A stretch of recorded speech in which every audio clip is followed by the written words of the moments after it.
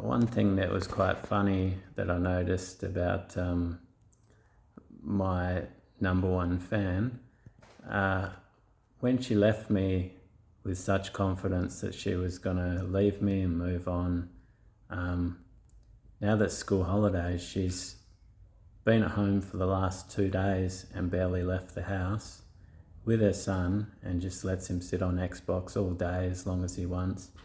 He's only 11. I used to give him like boundaries and say, maybe 3 hours a day, maybe this, maybe that. And she just lets him be on it all day, which is really unhealthy. But that's not the real cause of my message. It's more about God's divine judgment. Like this person that had over 200 superficial friends, all of a sudden for 2 days can't find somewhere to go. Because a narcissist has to be where the action is. They have to always be on the go. And a lot of the narcissists, especially the covert ones, if they can have sex with a man in the toilet, they will. Like, it doesn't matter who it is. It could be a 3 out of 10 or 1 out of 10. If they can get away with it, especially if it's someone else's partner or one of their friends that, someone's been going after one of their friends and their friends have refused, the narcissist will go after them and it'll be a secret. They won't tell anyone because they don't want people to know that they're a whore. They don't want people to know this. But the best thing for them, their favourite thing is they also want to get away with it, especially if their friend later on the line accepts this person. They'll go, oh, all right, I've been there, and it'll bring them a sense of pride. And this is how filthy a lot of them are. And this is the worst thing about these single mum narcissists, because they should know better. They've got a kid. But the ones that came over here, like my ex, she came over on a visa and was sold by her parents. She didn't have a choice to have a kid because she'd have a stronger application on a visa if she has a kid and leaves her ex and says he's abusive, because now she's got to protect the kid too, right? So not only that, but she tried to tell me this cock and bull story about, he tricked me into getting 50% custody. But the thing is, with narcissists, they don't actually want kids. They hate having kids because it takes up time and it's harder for them to get supply and to have brief encounters with people, because they just love chasing thrills. There's nothing deep in them. They're just empty vessels. And so they chase all this gratification, but they're never satisfied. They're like a bottomless pit. And the only way they'll stay with someone is if they've got money, because they love money. And they hide money in the weirdest places, like they'll hide it in drains and other things so they can have cash at home, they can have money in the bank, they can have money everywhere, and like in the case of my ex, she's got like purses everywhere. So if she hid money, you'd never know, because there's like a mountain of purses everywhere. And who's going to go through all them,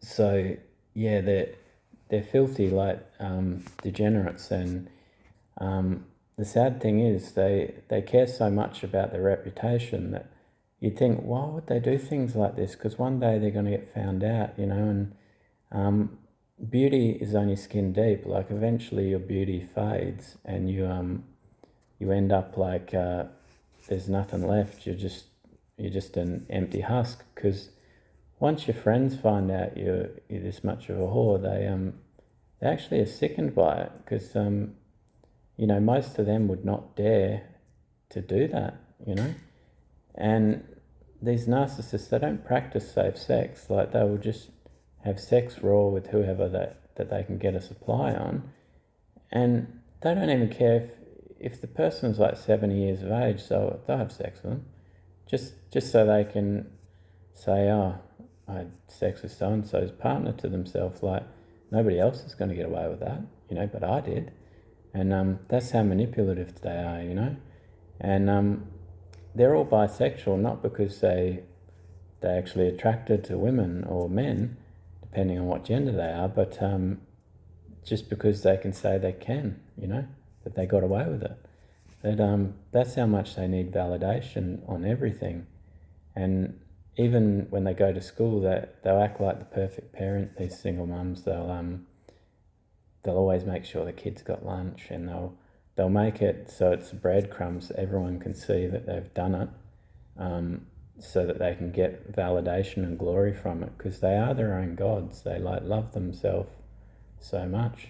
And like, my ex is 41, and she's getting old now. And what happens to the narcissists when they're not beautiful anymore? They can't be chasing after 21-year-old guys like they normally would, like they'd have a one-night stand with, and then they come back to you. And that's the saddest part. Like, after 3 months, my ex is still coming back to me in the house. Like, it's like I'm the abuser. I'm the bad guy. I've caused so many problems for her. I've made her life so hard, and all I've done is read my Bible and follow God and wait on God. As it says in Psalms 46:10, be still and know that I am God.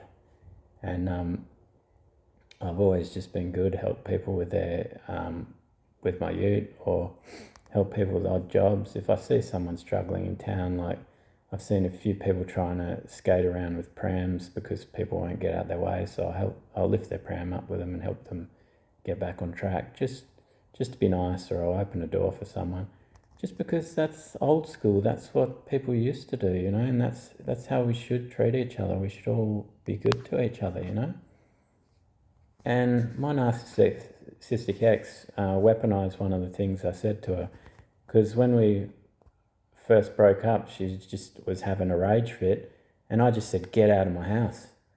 And she told all her friends that I told her to get out of her house, but she didn't mention how she had a rage fit first, and was just basically trying to intimidate me, which, 4'0" woman's not really going to intimidate you, but you know what I mean.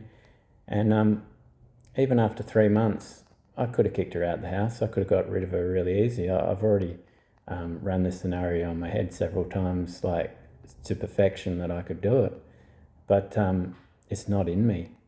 Like I would never want her to be homeless. I would never want her to have to struggle. So I've made it really easy on her, and because I've made it too easy on her, she keeps coming home. She just keeps coming here, and it's just really weird to me, because I was an abuser. I was this and that. And if someone's abusive, you would go to the women's refuge. You would go stay at your best friend's house that has 3 rooms in their house and has offered many times for you to stay whenever you like.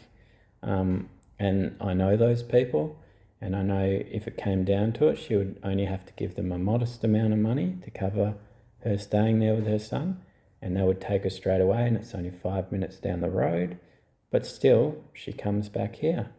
And I think, why? It'd be so uncomfortable for her. She's got 3 rooms in the house, but the way she has to live is really uncomfortable, because she doesn't have access to a lot of things where she would in a normal house. And because she hates my guts, she's actually put the fridge in her bedroom. She thought that I would leave, like, oh no, there's no fridge, what am I gonna do?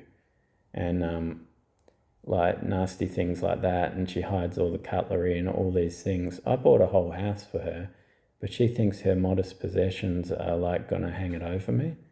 She doesn't know how hard a life I've had, like I've been through a lot, and all a man needs is a weight bench and a bed, and not even that. I could sleep on the floor with a pillow. I'd be fine. I've done it before. I've done it many times. And, like this backwards walking giraffe is just hilarious, because all the accusations she said about me, they must all be lies if she's coming home every night, every day, checking up on me, making sure I'm not doing anything, because I don't do anything anyway, but she has to check anyway, because she's that paranoid. Because when you abuse someone and when you treat them bad, of course you expect revenge, right? You expect them to do things back to you. But I decided to focus on myself. Like, I've had a lot of girlfriends in my life that have, I've had a relationship for 1 or 2 years, and then I'll have 1 or 2 years break, and I'll have another girlfriend, and that's just how my life's worked out. And basically, I've had quite a few girlfriends over the years that were a lot better looking, skinny, fit, more fun, or I should say fun to be around, because the narcissist was never fun to be around. And now that I look at the narcissist and see that she's like a 5 out of 10, I'm just like, well, I don't know what I ever saw in her, eh? And they start to smell, like they really start to stink, like, and I think it's something spiritual because of all the wickedness they do. They let off like a demonic stench, and I couldn't smell it before because I dimmed my light to accept her into my life. Like I had to sort of fall into her schedule. I had to sort of live in the way she wanted me to live, or she wouldn't have accepted me. So I did that. And now that I'm following Christ and I'm back to the way I used to be living, I sense a lot more than I used to. And yeah, even her food smells funny, like there's a spiritual taint to it. So I'm really glad that I'm not with her anymore. But I still want an answer to the question, why does she keep coming home every night? Like, why? She's got so many more options, She's got friends. Her best friend has already offered that she can stay with her for as long as she likes. So why isn't she doing that? If I'm an abuser, if I'm a nasty guy, if I'm making life hard for her, then why does she keep coming back? Like, if anyone's making life hard, it's her, because she's put a lock on the toilet in the bathroom, so only her and her son can use the toilet. Now that poor guy, if he gets up in the middle of the night, he's got to make sure he's locked his bedroom door, and then he's got to unlock the toilet door, and in between that, when he's half asleep, try not to lock the keys in one of those doors by accident and get stuck, and this is how ridiculous they are. And this is why she's already locked the keys away once already. Anyway, I hope this message is well received, and it just explains more of what I've been through. And I hope people can realise the truth now and stop listening to the lies and the smear campaign. Because when you listen to gossip, don't you remember that old saying, he who smelt it, dealt it? The person that does the fart is the one that's accusing someone else of doing it. Think about it. Just remember, Jesus loves you, I love you, and have a blessed day.